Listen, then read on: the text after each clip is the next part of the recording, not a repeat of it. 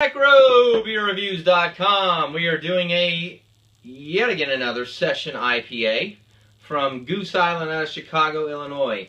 We have done a ton of reviews of Goose Island in the last year because they now started to distribute on our East Coast over here. This thing I'd never seen before. 2013 summer. Showed up in a 6-pack. Actually, I want to say I bought this in the grocery store somewhere. I don't remember. But IBUs of 35, ABVs of only 5, so that qualifies it as that session. Don't quote me on this, but I think it has to be 5 or under to be considered session. After that, I don't think they'd use the name session anymore. They call it a limited release. It's got this wild-looking 6-pack cover. Says, long days and warm nights awake in the city.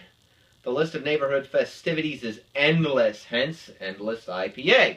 As the great music that brings us together in the parks and the parking lots, we brewed our session IPA to be easy to drink and endlessly refreshing so that you can enjoy every encore.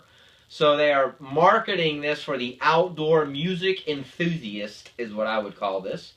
They've got hops from northern Idaho, from this Elk Mountain Farms, which they've used before. The Elk Mountain Farmers grow and harvest hops just for Goose Island. It said, we don't need you to only drink.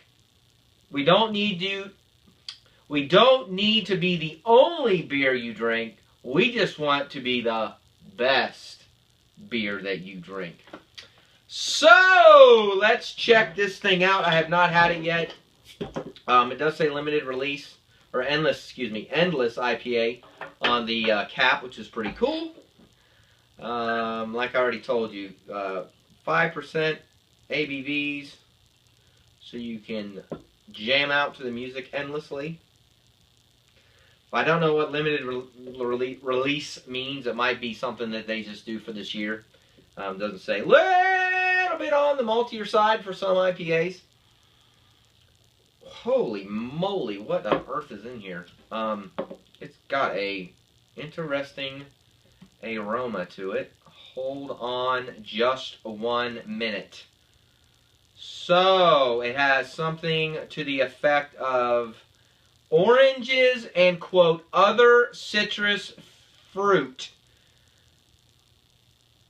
that is crisp on the palate and pungent in the nostrils. Wow. It's very, what I would call orange lemony. And honey-y is the word I'll come up with. They only used Amarillo hops. Holy cow. That is not at all what I had anticipated. So clearly that golden color. Let's try this thing. Alright, so it is crisp. It is easy to drink. It's very filtered. What? I'm not sure this is a home run. It's not fruity like a lot of. How do I describe this? The hops cuts into the fruit, but the fruit try to overpower the hops. So it's kind of this weird palate party that goes on in your mouth. I don't think I like this. Might have to grow on you. It might need to be hotter.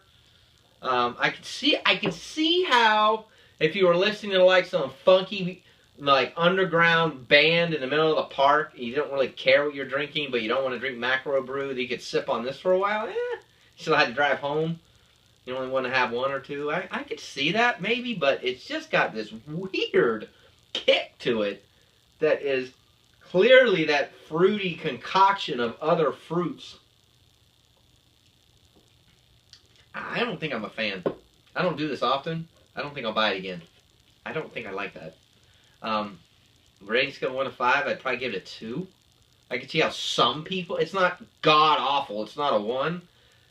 But I don't see what they're hitting on here. Sorry, Goose Island. I like a lot of your beers, but not this one. I didn't expect that at all. That's all I'm going to say about it. Let me know if you've tried the old Endless IPA from Goose Island. comment on our YouTube channel, comment on our website, follow us on Facebook, follow us on Twitter. We upload often. We appreciate you watching, and we're going to maybe slug this down and maybe not. Cheers.